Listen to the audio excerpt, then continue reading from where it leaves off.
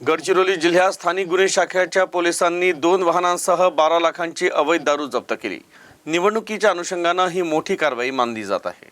आगामी महाराष्ट्र विधानसभा सार्वत्रिक निवडणूक 2024च्या मतदान प्रक्रियेवर प्रभाव टाकण्यासाठी अनेक दारू विक्रेत्यांकडून चंद्रपूर आणि गोंदिया जिल्ह्यातून गडचिरोलीत अवैध तस्करी केली जात असल्याचं समोर आलं आहे।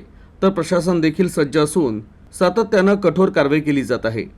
गडचिरोली जिल्हा पोलिसांना मिळालेल्या गुप्त माहितीच्या आधारे स्थानिक गुन्हे शाखेच्या पथकानं ही कारवाई केली।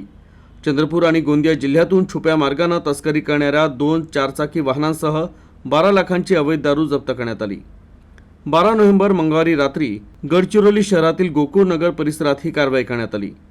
गडचिरोली शहरातील आकाश भराडकर, नागपूर जिल्ह्यातील उमरेड तालुक्यातील उंदरी गावातील रोशन लोखंडे, एटापल्ली येथील रहिवासी मनोज मुजुमदार, कसनसूर येथील कृष्णा मुजुमदार अशी अटकेतील आरोपींचे नाव आहे। सर्व आरोपींविरोधात गडचिरोली पोलीस ठाण्यात गुन्हा दाखल करण्यात आला आहे। मिळालेल्या माहितीच्या आधारे स्थानिक गुन्हे शाखेच्या पथकानं गडचिरोली शहरातील पोर्दीवार अभियांत्रिकी महाविद्यालय बोदली परिसरात संशयित वाहनांची झडती घेतली। यात 2 गाड्यांमध्ये देशी विदेशी अवैध दारूसह 12 लाखांचा मुद्देमाल जप्त करण्यात आला। या कारवाईत देशी दारूचे 130 बॉक्सेस तसंच 2 वाहनं जप्त करण्यात आली। ही दारू निवडणुकी दरम्यान कसनसूर आणि एटापल्ली भागात वाटण्यात येणार होती।